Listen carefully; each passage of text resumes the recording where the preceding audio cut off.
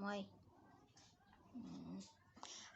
today I will visit my dog, and I just want to show you the love test of my dog here.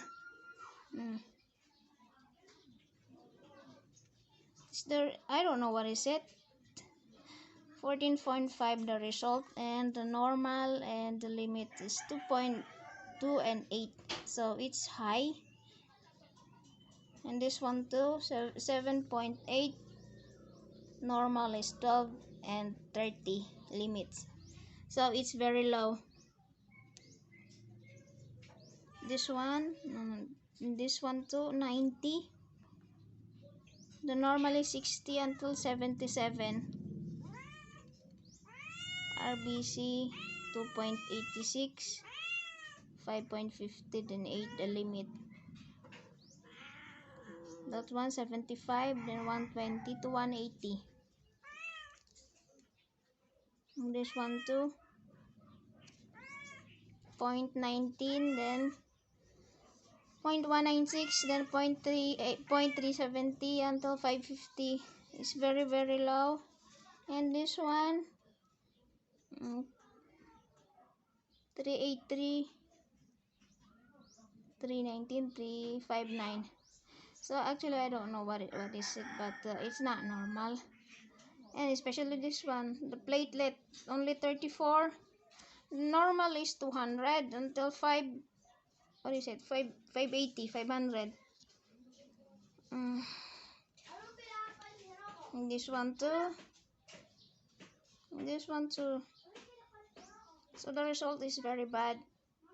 So before, when my vet read this, he said he hoped no bleeding, no internal bleeding, but it's already have internal bleeding. So that's why I said before that my dog is in critical condition. But I hope today I will see more improvement. I actually feel nervous, but I hope he will be little more active this time. So I will try to feed him.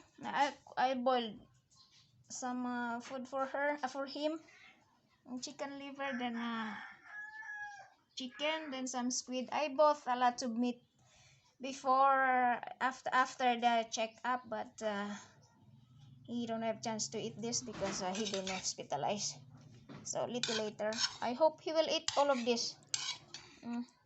This is good for one meal. So I hope, like I said, he will feel he will more look active this time. And I'm just showing you the result of this lab test for a Pico.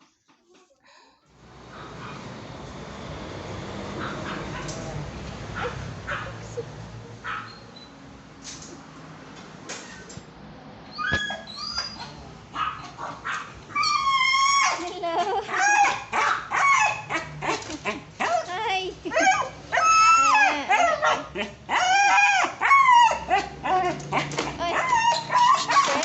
Ito ko. Okay na.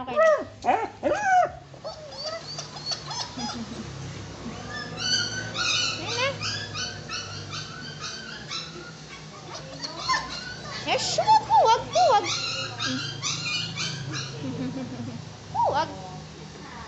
Hang on a second. Sige na.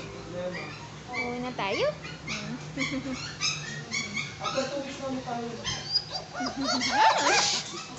Ana. Huwag. Sige na.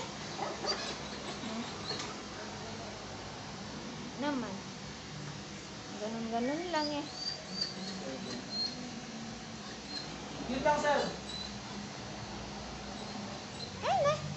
Uwi na ako. Moy. I'm back home a few hours ago, and it's already evening now.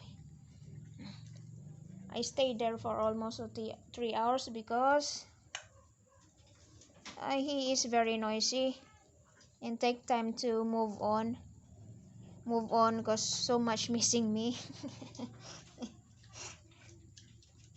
And he is too much moving, that's why the last clip you cannot see dextrose there because it remove again, too much moving. So at least now his face not so much looking sad like before. And also he ate all the food that I gave to him, so that's a good sign. But he still cannot do his business by himself, cannot pee and can't poops by himself. And the very bad thing is he is paralyzed. So just the whole night my dog got paralyzed. So I hope he will walk again once he back home.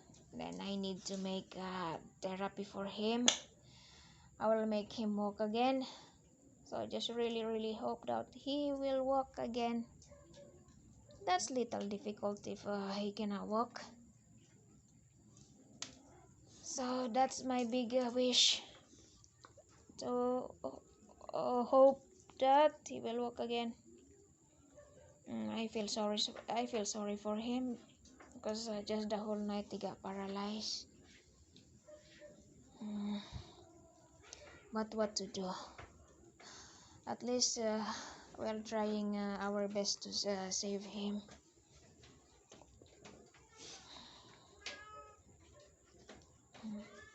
Oh, okay, I'll just give you update about my dog. Okay na, bye bye from Big Mouth Moy Moy. Bye bye.